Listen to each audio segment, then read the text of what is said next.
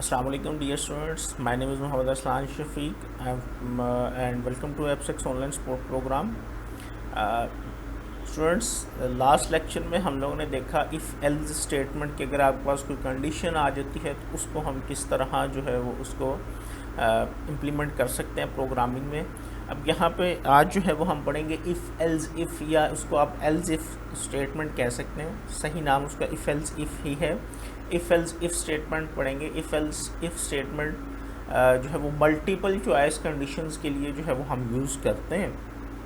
यानी कि आपके पास अगर कंडीशंस जो हैं वो ज़्यादा आ जाती हैं, दो से ज़्यादा कंडीशंस आ जाती हैं, तो फिर हम उसके लिए जो है वो इफ़ एल्स इफ़ जो है वो यूज़ करेंगे स्टेटमेंट को, और उसको यूज़ करते हुए हम जो है वो अपनी सारी की सारी कंडीशंस जो है वो उसको सॉल्व करेंगे। बिल्कुल सेम उसी तरह का मिलता जुलता इफ़ एल्स की तरह का ही है जी लास्ट लेक्चर में जो हम लोगों ने देखा, जस्ट लिटरली सा थोड़ा सा उसमें जो है वो इसमें डिफरेंस है। The else if is a type of conditional statement that combines more than two conditions. It allows the programmer to make a decision based on several conditions. The if else if statement has the following general form। ये नीचे उसका general सेंटेक्स लिखा हुआ if condition 1, यानी कि यहाँ पे आपने कंडीशन टाइप करनी है जो भी आपकी कंडीशन है, देन ब्लॉक ऑफ स्टेटमेंट्स जो इस कंडीशन के ट्रू होने पे चलेगा। अब अगर ये कंडीशन आपके पास फॉल्स हो जाती है तो फिर जो है वो हम यूज़ करेंगे एल्स इफ़ के बाद दूसरी कंडीशन, और ये अगर फर्स्ट वाली कंडीशन 1 वाली रॉन्ग होती है तो देन जो है वो एल्स के बाद देखेगा दोबारा से कंडीशन लगी हुई है कंडीशन 2, इसको रन करेगा, ब्लॉक ऑफ स्टेटमेंट्स इसका रन करेगा। अगर ये भी फॉल्स हो जाती है तो फिर नीचे आएगा थर्ड कंडीशन पे आ जाएगा, तो थर्ड कंडीशन भी अगर फॉल्स हो जाती है तो इसी तरह चलते चलते आपने n टाइम्स तक चले जाना, जितनी भी आपकी कंडीशंस हैं वो सारी की सारी लगा देनी है हम लोगों ने। इसी सीक्वेंस से हम लगाते जाएंगे। इफ़ सबसे पहले आपके पास आएगा इफ़ कंडीशन, उसके बाद एल्स इफ़ जितनी भी आपने कंडीशन लगानी है एल्स इफ़ में, और एक लास्ट पे चला जाएगा आपके पास एल्स पे जाके ख़त्म हो जाएगा आपके पास। तो ये बेसिकली आपके पास उसका जनरल सेंटेक्स था इफ़ एल्स स्टेटमेंट का, इफ़ स्टेटमेंट का, सॉरी। यहाँ पे देखिए when this statement is executed condition 1 is evaluated, यानी कि जब आपके पास ये स्टेटमेंट एग्जीक्यूट होगी तो कंडीशन 1 एवेल्यूएट होगी। If it is true then the block of the statement following if is executed, and if it is false the next condition is evaluated. Means that कि आपके पास कंडीशन 1 अगर true हो गई तो ये वाला ब्लॉक स्टेटमेंट का रन होगा, अगर ये फॉल्स हो जाती है तो आपके पास ये नेक्स्ट जो ब्लॉक है स्टेटमेंट का वो रन होगा, और अगर ये भी फॉल्स हो जाती है तो ये स्टेटमेंट का ब्लॉक जो है वो 3 वाला ये रन होगा। सेम एज इट इज़ जो मैंने आपको पहले बताया, ये वही डिटेल उसने लिखी हुई यहाँ पे। If any condition is true then the following block of statement is executed. जो भी कंडीशन ट्रू होगी उस कंडीशन का फॉलोइंग ब्लॉक जो है वो एग्जीक्यूटेड हो जाएगा। If none of the condition is true, यानी कि आप सपोज दैट आप कहते हैं जी आपने 8 कंडीशंस लगाई, 8 की 8 ही गलत थी, तो फिर क्या होगा, फिर एल्स वाला जो ब्लॉक है वो आपके पास स्टेटमेंट्स का वो रन होगा, एग्जीक्यूट होगा।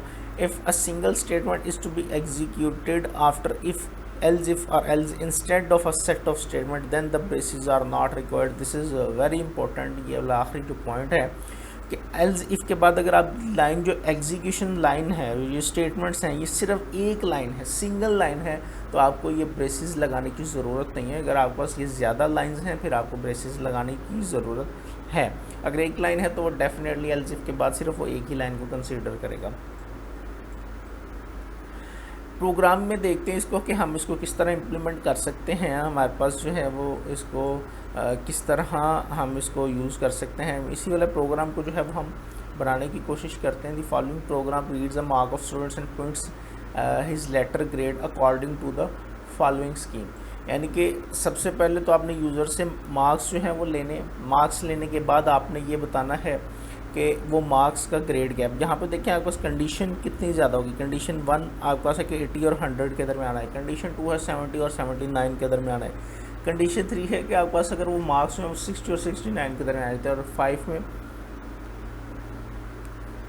4 वाली कंडीशन में आपके पास जो है वो मार्क्स 50 से 59 के दरमियान आ जाए, तो 5th वाली कंडीशन में आपके पास बिलो 50 आ जाए, तो फिर जो है वो आपने इसका 5 ये टोटल आपके पास कंडीशंस बन गई, 5 कंडीशन लगानी है। यहाँ पे आपने एक बात याद रखनी है इफ़ एल्स इफ़ में सिर्फ एक कंडीशन आपकी चलेगी, आप 5 लगाएंगे उनमें से एक ट्रू होगी, अगर कोई ट्रू नहीं होती तो एल्स वाला चलेगा। 2 कंडीशंस ट्रू नहीं हो सकती।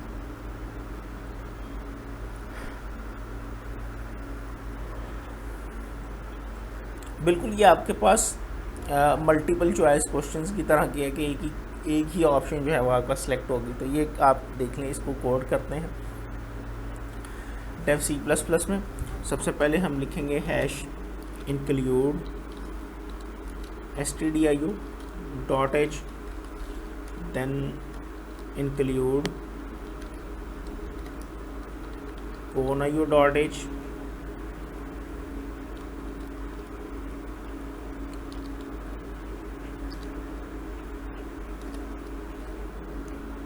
मेन फंक्शन हम लोगों ने बना लिया। इस मेन फंक्शन के अंदर जो है वो हम सारी की सारी वर्किंग करते हैं। तो सबसे पहले हमने मार्क्स जो है वो यूज़र से लेने हैं। मार्क्स यूज़र से लेने के लिए मैं यहाँ पे एक वेरिएबल जो है वो डिक्लेयर कर देता हूँ, इंट m।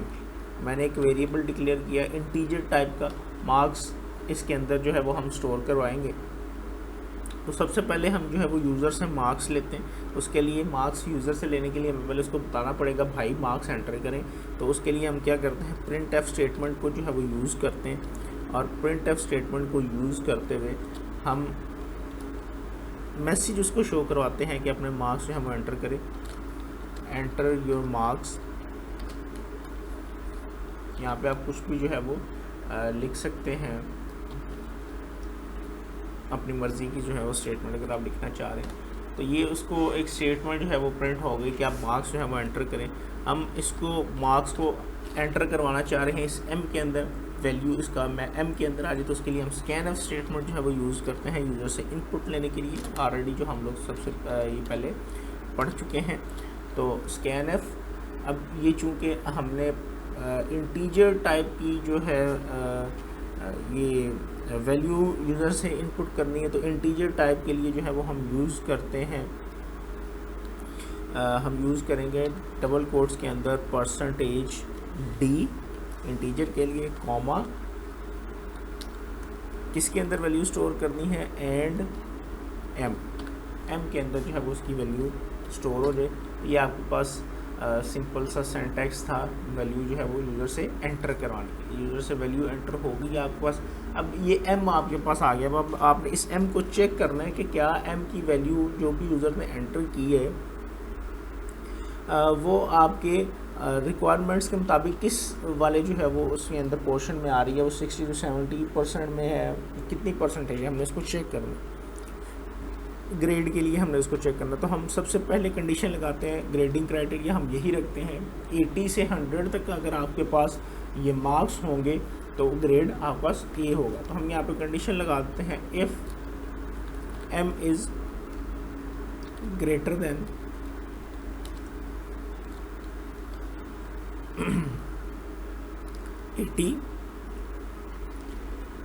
80 भी देखें यहाँ पे आपके पास इंक्लूड है, तो आप हम लिखेंगे ग्रेटर देन और इक्वल टू 80 एंड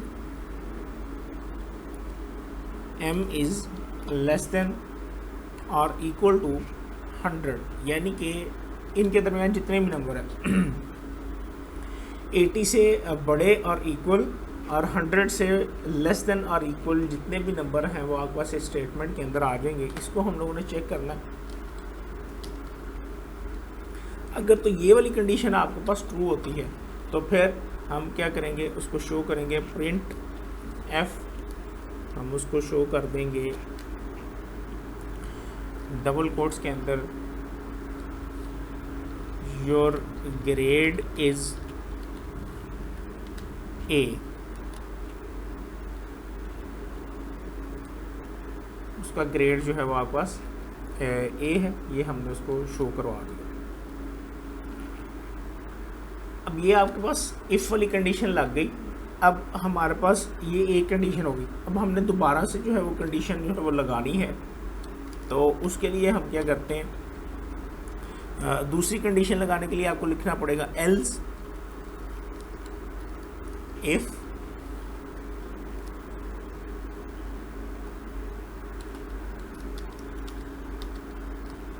कंडीशन लगाएंगे यहाँ पे, जो भी कंडीशन हमारे पास होगी, एल्स इफ लगाया, एल्स इफ यहाँ पे कंडीशन टाइप करते हैं हम कि अब आपके पास 80 और 100 तो हमने चेक कर लिया, अगर उसके अंदर नहीं है तो फिर आपके मार्क्स किस में होते हैं, हम चेक करते हैं नेक्स्ट कंडीशन, वो उसने दी थी 70 से 79 तक के आपके पास अगर होगा तो हम उसको बी ग्रेड देंगे। तो हम यहाँ पे चेक करते हैं if M is greater than और इक्वल टू 70। अब यहाँ पे इतना ही आप काम कर लें तो भी बेहतरीन है, एंड वाली कंडीशन आपको लगाने की ज़रूरत नहीं, क्योंकि 80 और 80 से बड़े वाले तो हम ऑलरेडी चेक कर चुके हैं। अगर 80 और 80 से बड़े वाले हों तो ये फर्स्ट वाला कोड रन होगा, ये सेकंड वाला कोड रन ही नहीं होगा।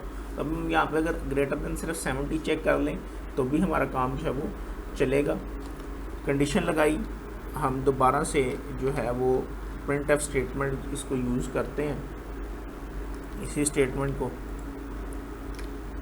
अब यहाँ पे हमारे पास ग्रेड हो जाएगा आपके पास डी। इसी तरह हमने आगे अपनी कंडीशंस जो हैं वो लगानी है, इसी तरह अगली कंडीशन हम लगाते हैं, थर्ड वाली कंडीशन, कि अगर अब आपके पास मार्क्स जो हैं वो 60 से बढ़ जाते हैं, 60 से बड़े हो जाते हैं और 70 से कम है आपके पास, तो आपके पास जो ग्रेड आएगा वो आपके पास क्या आएगा, सी ग्रेड आएगा।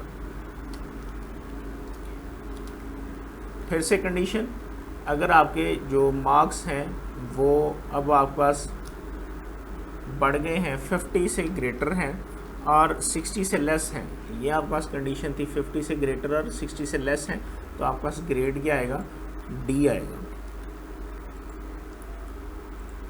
और अगली कंडीशन है आपके पास कि अगर वो 50 से कम है तो तब आपके पास जो ग्रेड है वो आपके पास क्या आएगा, एफ आएगा।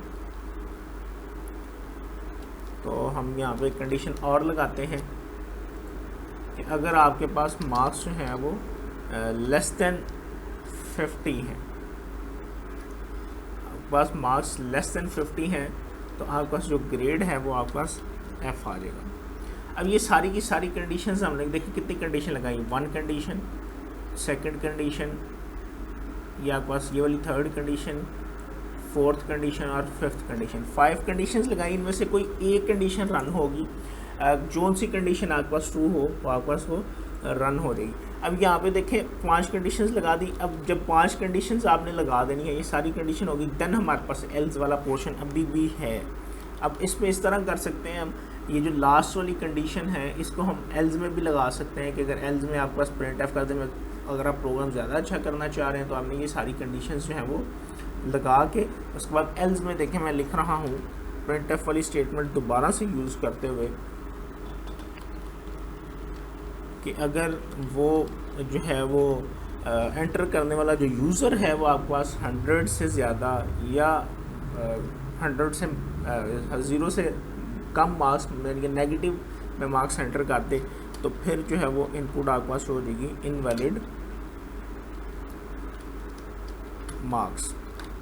अब यहाँ पे देखें टोटल कंडीशंस हमारे पास कितनी बनी। सबसे पहली कंडीशन थी आपके पास 80 से 100 वाली, ये कंडीशन हो गई, फिर 70 से बड़े और 80 से छोटे वाले, इसी तरह ये सारी कंडीशंस चलते चलते ये टोटल 6 कंडीशन बन गई। इस छठी वाली कंडीशन हमें लिखने की ज़रूरत नहीं है, क्योंकि अगर ये वाली कंडीशन में से कुछ नहीं होगा तो डेफिनेटली फिर जो लास्ट वाली आपकी कंडीशन है वो वाली आपकी एग्जीक्यूट होगी। और लास्ट वाली कंडीशन हमें कहती है कि आपके इनवैलिड मार्क्स हैं, यानी कि आपने जो मार्क्स एंटर किए हैं वो सही नहीं है।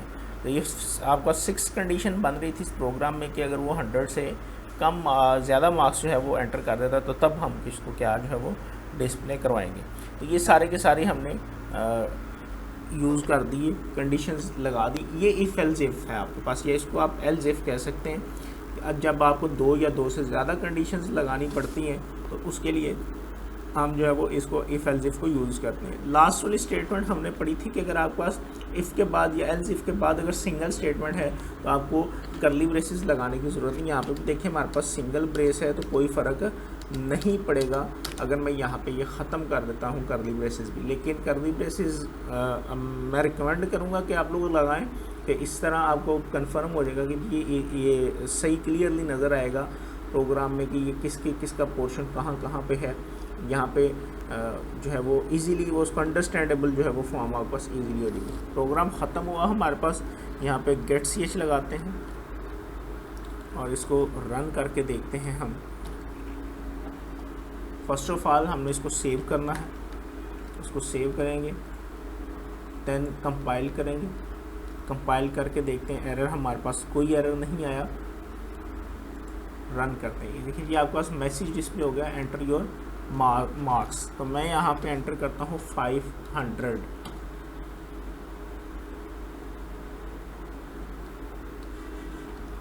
यहाँ पे एक लॉजिकल एरर आपके पास आ गया है, your grade is B।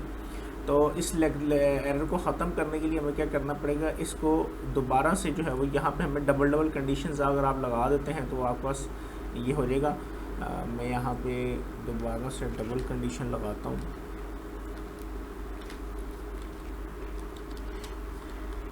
And marks is less then जो है वो आपके पास 80 होना चाहिए।